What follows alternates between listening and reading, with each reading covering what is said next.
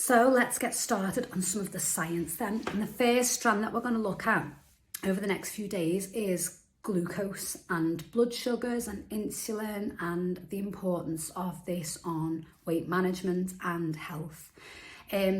Why am I teaching the science? Well, because if you understand the impact that the food you consume is having on your body, you can do a few things. Firstly, it will empower you. Knowledge is power. You're going to be able to make choices around your food that are based on knowing, if I eat that, however, the alternative, if I eat this is what's going to happen. So you're going to feel a little bit more empowered and more likely to make choices that benefit you. And equally, it's going to help motivate you because you're going to be aware that that you are constantly contributing to this, because obviously a lot of the time we don't know if we're healthy, we can't see what's happening inside our bodies. So I'm going to teach you so that when you are consuming foods in the future, you're going to be asking yourself, is this nourishing me, is this benefiting me, or is this causing that damage that I can't see?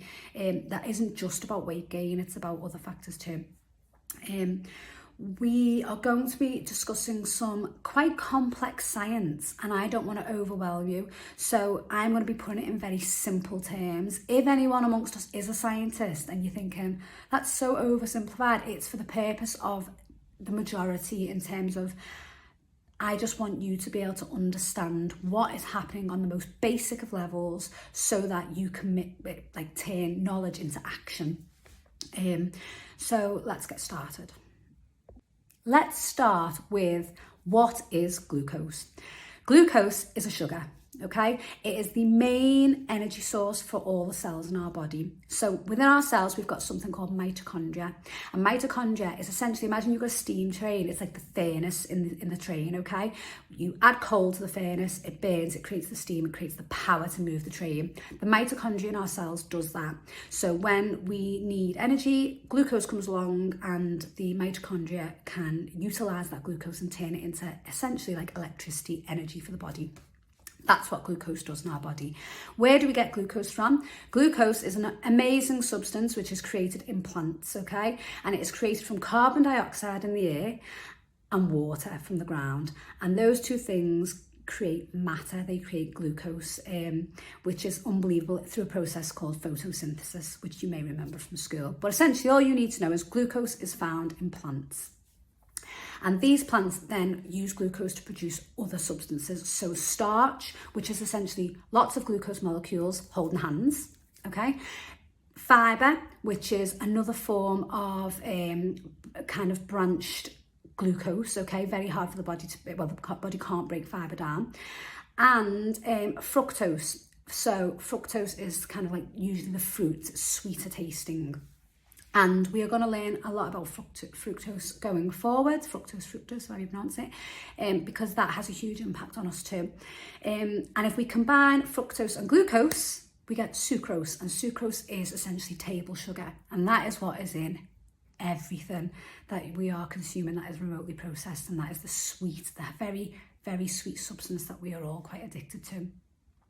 So that is, glucose is kind of like the daddy, and fibre, fructose, sucrose, starch, kind of like the siblings of glucose. What happens when we eat? When we consume food, it's broken down by the body. So we chew it, enzymes in our saliva start to break the food down. It travels down into our stomach where further enzymes and stomach acid breaks it down, and then it goes into our intestine where it then is kind of infiltrates out into the bloodstream, and that's when the bloodstream carries the vital nutrients and the energy, the glucose, to the cells where it is needed. When glucose enters the bloodstream, and a hormone called insulin is released. Insulin is essentially like the transporter for the glucose. The insulin comes along and takes the glucose where it's needed to the cells. So the cells use up the energy. If we don't need, so often when we eat, we don't need everything we've just ate instantly. We need it to sustain us over the next, say, 3 to 4 hours until we eat again. So what happens there is the glucose that we need straight away goes straight to the cells. Once the mitochondria is full, so to go back to that analogy of the furnace on the steam train, once there's enough coal in the furnace, okay, all that excess coal needs to be stored. So what happens is our body has some really good storage units. Firstly, the liver. Glucose is converted into a substance called glycogen, which is stored in the liver. Once the liver has reached its capacity, which happens quite quickly, it is then stored in our muscles, and our muscles are another storage unit for glycogen. When the glucose in our cells runs out, the body can convert that glycogen back into glucose and use it for energy again, okay? However, once our muscles and our liver are full, they've reached full capacity, and there's still excess glucose, because like I said, we often consume a lot more in one sitting than we need. Where does the glucose go? You've guessed it, it goes to our fat reserves, and this is how weight gain happens. Insulin causes the storage, or promotes the storage of glucose as fat, okay? And we can only then burn that fat off when we don't have enough glucose in our system and we don't have enough glycogen stores. Then our body will go to the fat reserves and start to burn fat, and that's what causes weight loss. When we eat, we are instantly followed by a glucose spike in our bloodstream. So we consume it, it's broken down, and glucose is released into the bloodstream. This is called a spike, so this causes our blood glucose levels to rise. When our blood glucose levels rise, the body's response is to send out the insulin, okay? So naturally, we also have a spike in insulin. Insulin is a crucial, very important hormone. Type 1 diabetics will know that if you cannot produce insulin, there is nothing to take the energy to the cells, causing you to go into hypo, and can obviously cause your organs to shut down because they're simply not getting the energy that they need. So insulin is crucial. However, high levels of insulin are linked to a variety of factors and diseases. So I'm just consulting my notes because I want to make sure I get this right. Too much insulin is the root cause of obesity, type 2 diabetes. It can contribute to polycystic ovaries and more. And so what we really need to do is we need to try and firstly not encourage glucose spikes, because what follows a sharp rise is a sharp fall, which is where you start to feel tired and fatigued and hungry again.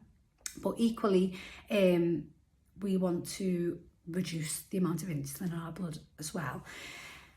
The thing with insulin as well, the thing that makes it a little bit tricky, is that when insulin is present, its only job is to take energy and either take it to be used or take it to be stored. And it's a bit of a one-way street, because with insulin in the blood, fat burning cannot occur, which is another reason why we massively want to reduce our insulin spikes and reduce how frequently insulin is in the bloodstream.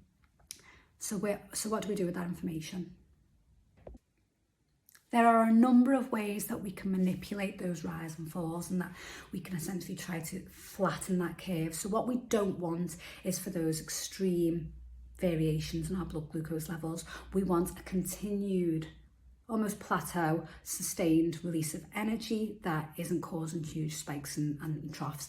And I will go on more about the reason why that's important for health in future sessions. But today, let's just focus on what we can do to prevent insulin being in our bloodstream frequently. So as I said, when you consume something, straight away your blood sugars are going to rise, and straight away insulin is going to be released. So one of the main things that you can do to prevent insulin constantly being in that bloodstream is to not eat as often, okay? What I mean by that is no snacking.